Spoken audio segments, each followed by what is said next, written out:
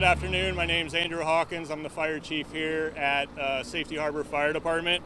This morning at approximately 9 a.m., two Safety Harbor firefighters were struck by a civilian vehicle without warning while performing their daily duties in front of the station of Fire Station 53 located at 3095 McMullen Road. Captain Joey Hands, the crew supervisor, was hit by a vehicle and suffered life-threatening injuries and was airlifted to a hospital. At this time, he is in serious but stable condition. He has been with the department since March 9th of 2002. Firefighter paramedic Ryan Craig was also struck and was assessed on scene for non-life-threatening injuries. He has been with the department since November 18th of 2019.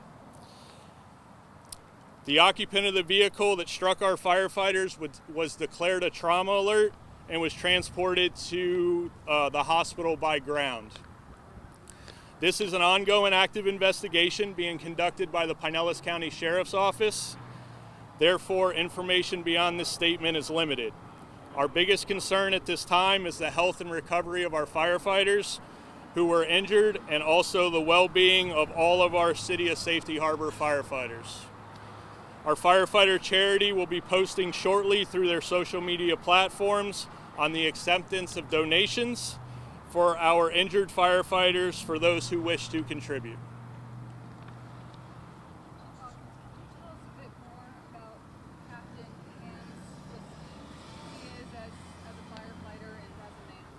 Yeah, so Captain Hands has been with the Safety Harbor Fire Department for over 20 years. He is one of our senior captains, a great leader within the organization, and this has hit our organization hard because of who he is. You were just at the hospital. Did you have a chance to speak with his family? Can you tell us more about how they're maybe doing with postpartum? Yes, myself and Deputy Chief Hummer were at the hospital this morning to see him. He and his wife is with him at this time. We were able to talk, have good conversations. He is in good spirits, but he is currently being treated at this time. Sir, I'm not sure if you or someone from the Pinellas County Sheriff's Office can just describe a little bit about what you're learning about how and why this crash happened. Obviously, just from an outsider's perspective, this is a very strange looking incident given, the roads here and this person's there. Do you know why this person was in the area, whether they were visiting this fire department, or what led to this crash? Sure. And for the record, my name is Paul Halley. I'm the Chief Deputy here at the Sheriff's Office to explain exactly what happened. So about quarter till 9 this morning, Deputy Erickson with the Sheriff's Office, who was working the area, came across a disabled vehicle on McMullen Road here, just south of State Road 580, which is about a quarter mile down the road from us. So the vehicle was disabled. I'm told the engine was running. However, the driver could not get the vehicle, the transmission wasn't working, so couldn't get it in gear. He was able to manipulate the vehicle to get the transmission into neutral, and then he gave the driver instructions that he was going to push her, and our vehicles are equipped with push bumpers. He was going to push her off into where the golf course entrance is over here to get her out of the lane of traffic. So he pushed her, she bypassed where she was supposed to pull in, and then he disengaged with the vehicle, and then she drove into here. She told us her brakes were not working and she couldn't stop the vehicle, and ultimately hit the firefighters, and then the vehicle came to rest against the building, crashed into the building. Was the vehicle in gear at that moment? Is the vehicle on, or it's literally just rolling? What I'm told, and the investigation is still ongoing, what I'm told, the vehicle was in neutral. The engine was running, however, it was in neutral. She was unable to put it into gear. And you believe, you find her explanation credible that the brakes It's credible. So our major accident investigation team will do a thorough investigation. They're here doing the crash, interviewing everybody involved. I don't want to release too many details of the crash explanations because it's still ongoing, and they'll do everything, including pulling the event data recorder from the vehicle, which is basically the black box for the vehicle. They'll look at all of that.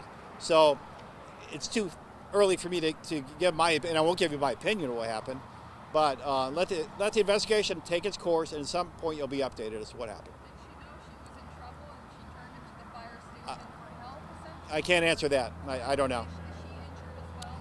She has, so she has an injury to her wrist.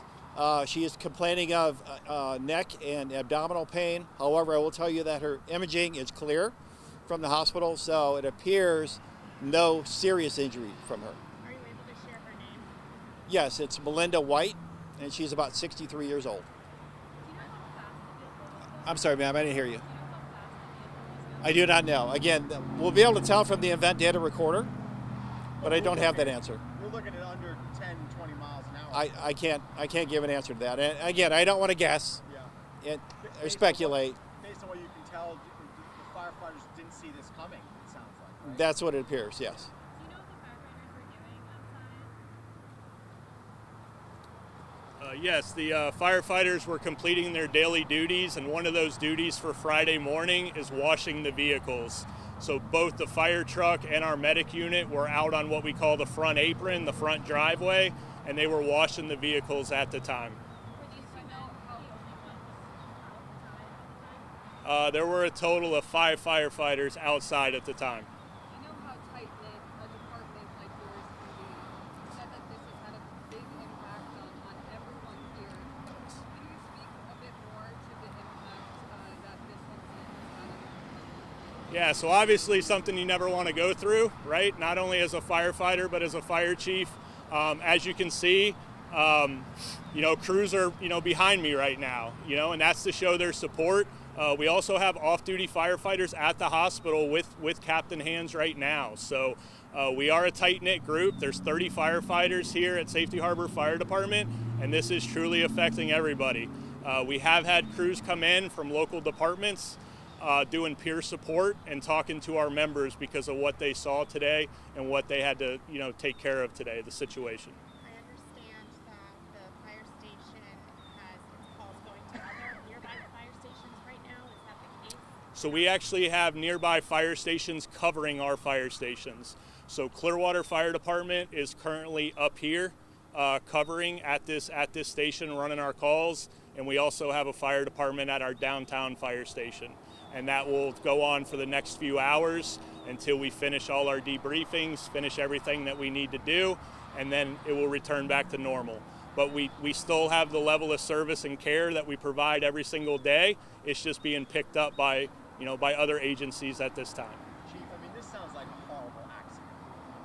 Yes. Is there any other way to characterize this? Yeah, right now until the investigation's done, I'm going to say yes, it is an accident.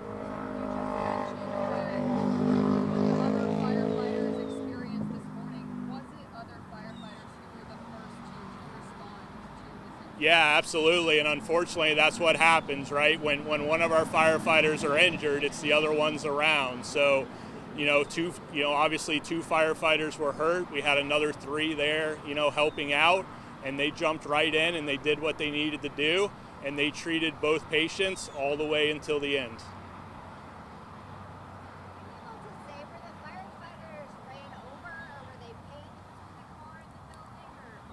Right now, early in the investigation, it does not appear that a firefighter was penned. Captain Hands was penned, but he was thrown inside the bay of the station and up under another vehicle, but he was not pinned. Were they standing about there by that truck there? Is that the truck they were washing, or was the truck inside? They were washing a truck. It's no longer there, but right where the red vehicle was, there's a pickup truck. It's our medic unit that was outside. They were washing. And I believe Captain Hands was at the rear of that vehicle when he was hit. The Sheriff's Department said this essentially does appear to be an accident. Is Ms. White facing any kind of charges at this point, or is that something? No, again, this investigation is going to be ongoing for a little bit, but I don't see any criminal charges coming out of this. She must feel terrible. I'm sure she does. Yes. Yes.